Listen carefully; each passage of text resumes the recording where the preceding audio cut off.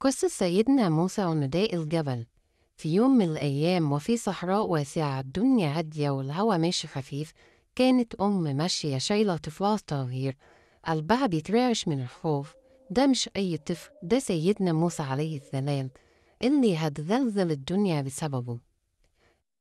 وفي الوقت ده فرعون كان عامل قانون غريب: أي ولد يتولد من بني إسرائيل لازم يتقتل.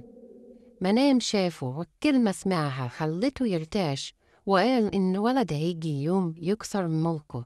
لكن إرادة ربنا كانت شغالة من أول لحظة. أم موسى تبص لابنها تبكي وتقول: يا رب احفظه لي، ده روحي.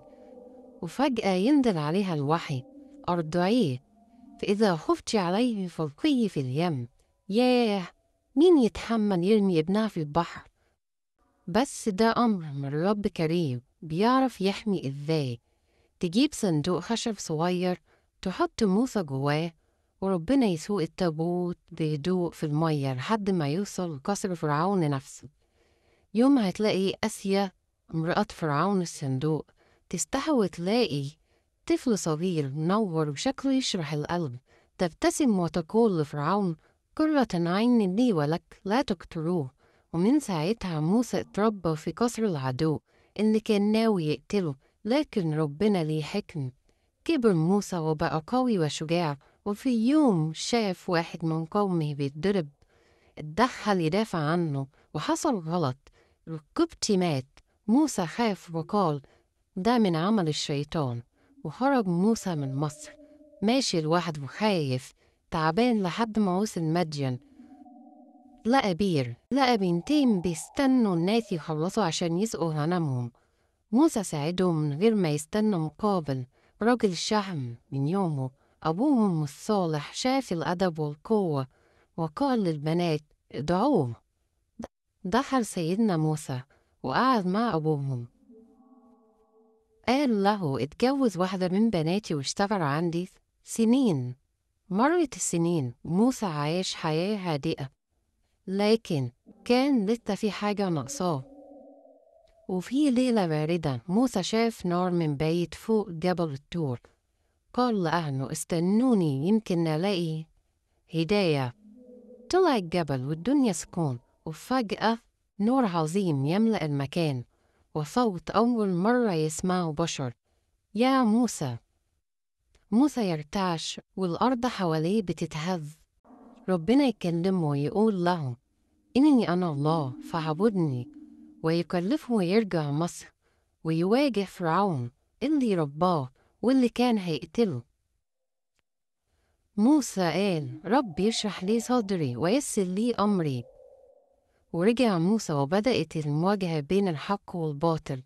العصاية تبقى ثعبان، واليد تنور نور أبيض. والسحرة اللي كانوا أشطر ناس في زمانهم أول ما شافوا آية ربنا وقعوا ساجدين. لكن فرعون قلب قاسي قال: أنا ربكم الأعلى. ولما كتر ظلمه نزل عذاب ربنا بفاضع دم جراد أمل. مع كل مرة يقول خلاص هيسيب بني إسرائيل ويرجع، لحد ما جه اليوم اللي ربنا أمر فيه سيدنا موسى ياخد قومه ويمشي. وفرعون جمع جيشه وراح وراهم.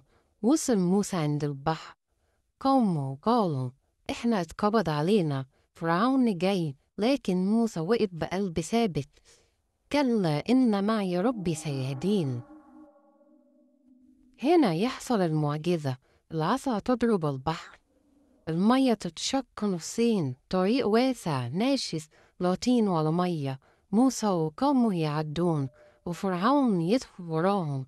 وأول ما وصل نص البحر يتقفل عليه زي جبلين يسقطوا فجأة. وغرق فرعون اللي كان بيقول: أنا ربكم الأعلى. ونجا الله موسى وقومه.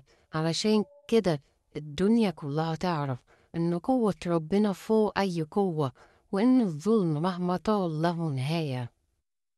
قصة سيدنا موسى بتقول لنا إن ربنا سبحانه وتعالى لو كتب لك النجاة هتنجح حتى لو كنت في صندوق ماشي فوق المية، وإن الخوف مش نهاية لكنه بداية طريق. ربنا بيحضّرك فيه لحاجات أكبر. القوة الحقيقية مش في العضلات، القوة في القلب اللي واثق في ربنا. مهما وقف ضدك ناس ومهما كان الظلم كبير، الحق دايما هو اللي بينتصر في الآخر.